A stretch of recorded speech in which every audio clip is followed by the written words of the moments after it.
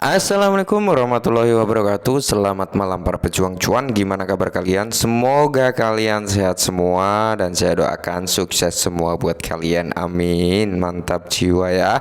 Dan jangan lupa ya kawan-kawan, tetap secangkir kopi harus selalu ada ya teman-teman, buat menemani malam hari ini teman-teman dengan kondisi keadaannya bisa kalian lihat sendiri lah ya. Aduh, merah merona. Dan untuk Bitcoin sendiri semakin turun kalau kita pantau saat ini. Tadi di area 16.900-an dan sekarang sudah di area 16.700 ya teman-teman ya.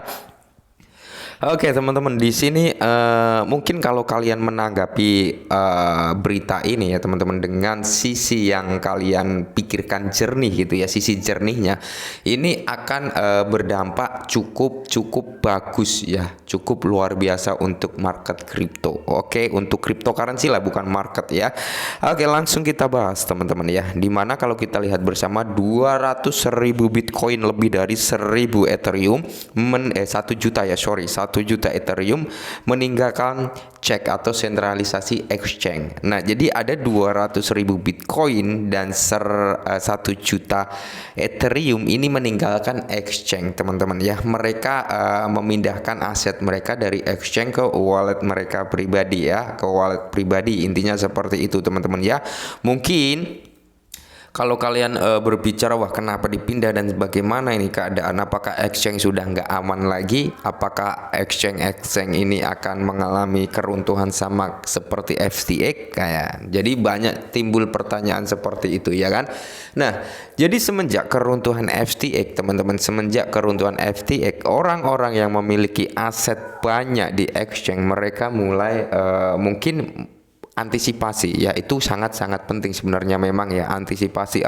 Takutnya exchange yang saya pakai nanti the nextnya FTX, lebih baik aset saya pindahkan ke wallet pribadi saya dan bagaimana gitu teman-teman. Intinya mereka mengamankan aset mereka agar terhindar dari kejadian-kejadian yang terjadi di tahun ini, yaitu runtuhnya raksasa exchange yaitu FTX ya, untuk menghindari. Nah, jadi apakah kalau menurut saya pribadi ya teman-teman, exchange sebagus apapun sentralisasi exchange ya kan, sebagus apapun pasti ada potensi ke arah situ ya. Tapi buat saya pribadi, saya tetap masih nge-hold aja di exchange. Karena apa ya, aset saya belum sebanyak ini gitu ya.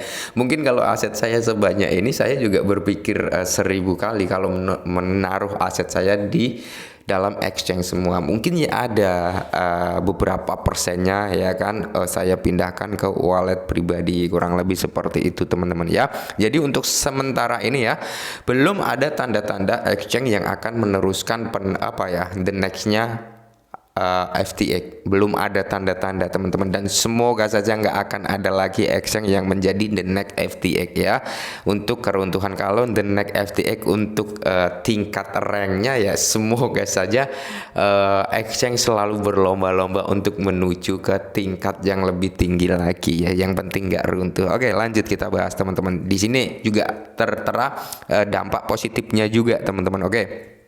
Cryptocurrency bernilai miliaran meninggalkan pasar karena kepercayaan antar bursa dan pedagang menderita ya, menderita karena penderitaan mereka mungkin panik juga teman-teman. Mungkin mereka galau ya, mungkin mereka stres. Wah, aset saya banyak nih, miliaran loh teman-teman ini ya, miliaran. Waduh, gimana ini, ratusan juta, miliaran. Mungkin kalau saya punya aset sebanyak itu value ya, 1 miliar 100 juta di dalam exchange, saya juga akan memikirkan hal yang sama ya.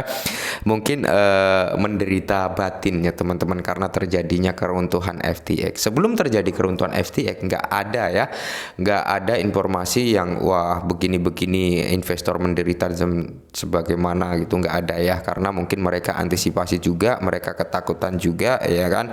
Walaupun mereka nyimpen di Binance juga ada potensi sebenarnya ya, ada potensi. Semua exchange itu ada potensi ya, seperti itu teman-teman. Tapi ya kita kembali lagi dengan kepercayaan kita masing-masing, oke ya.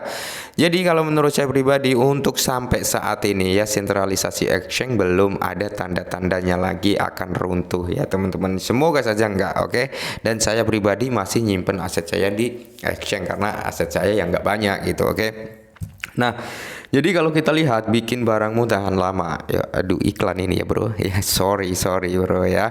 Migrasi besar cryptocurrency dari bursa terus berlanjut. Investor dengan cepat menutupi sebagian besar posisi mereka di platform perdagangan dan mentransfer dana mereka ke penyimpanan dingin atau dompet panas karena krisis kepercayaan yang muncul antar bursa dan penggunanya. Oke, nah jadi gini teman-teman, sisi positifnya dengan pemindahan dana tersebut ya, sisi positifnya ini langsung kita ambil garis besarnya. Oke, sisi positifnya mereka yang memindahkan aset mereka dari exchange ke wallet panas atau wallet pribadi ya, seperti itu teman-teman. Sisi positifnya mereka akan nge-hold aset tersebut ya, mereka akan nge-hold aset tersebut mungkin lebih lama lagi gitu ya, yang mungkin seharusnya di exchange mereka bisa ngejual kapan saja.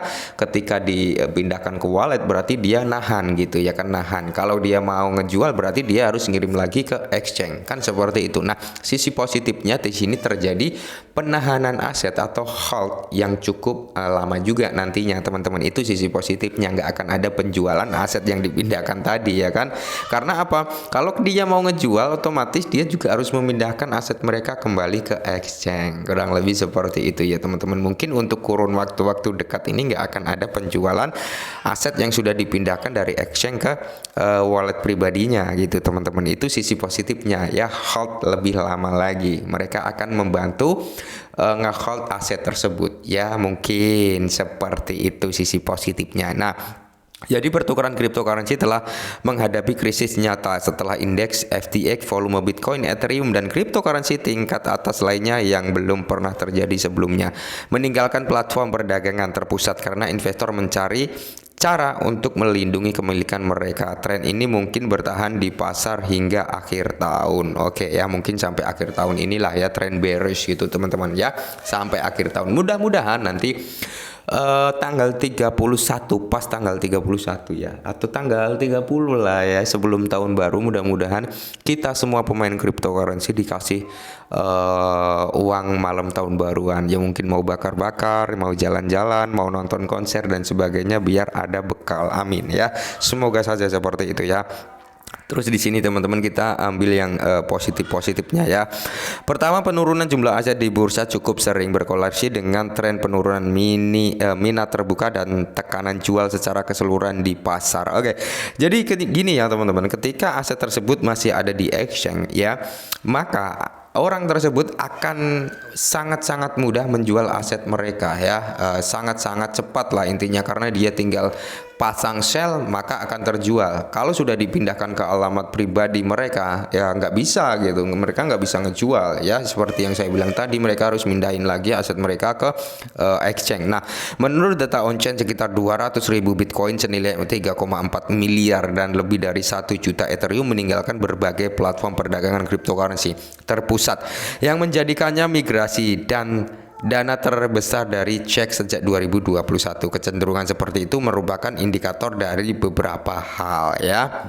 Dan di sini mereka ya cenderung menahannya lebih lama. Nah, yang seperti saya bilang lagi tadi, mereka akan cenderung menahan aset mereka lebih lama dibandingkan dengan investor yang menyimpan dana mereka di dompet bursa ya, seperti itu teman-teman ya. Jadi orang yang menyimpan aset mereka di wallet pribadinya dia itu akan cenderung nge-hold lebih lama ketimbang orang yang menaruh asetnya di dalam bursa ya, seperti itu teman-teman. Dan saya yakin sampai saat ini ya, saya ini sebenarnya pengguna setia juga di bursa-bursa yang banyak aset micinnya teman-teman ya. Dan alhamdulillahnya sampai sekarang saya masih bisa menggunakan bursa tersebut ya, kayak Hotbit yang sempat terkena masalah juga ya kan, dan sekarang ya pulih lagi, bisa dikatakan seperti itu teman-teman ya. Walaupun mungkin orang-orang masih takut menggunakan Hotbit dan banyak orang yang mungkin sudah memindahkan aset mereka dari Hotbit ke exchange lain ya, seperti itu, tapi saya masih ada beberapa aset juga di Hotbit ya, seperti itu. Di Max Global saya juga ada ya, di Get.io saya ada, di Binance juga ada ya.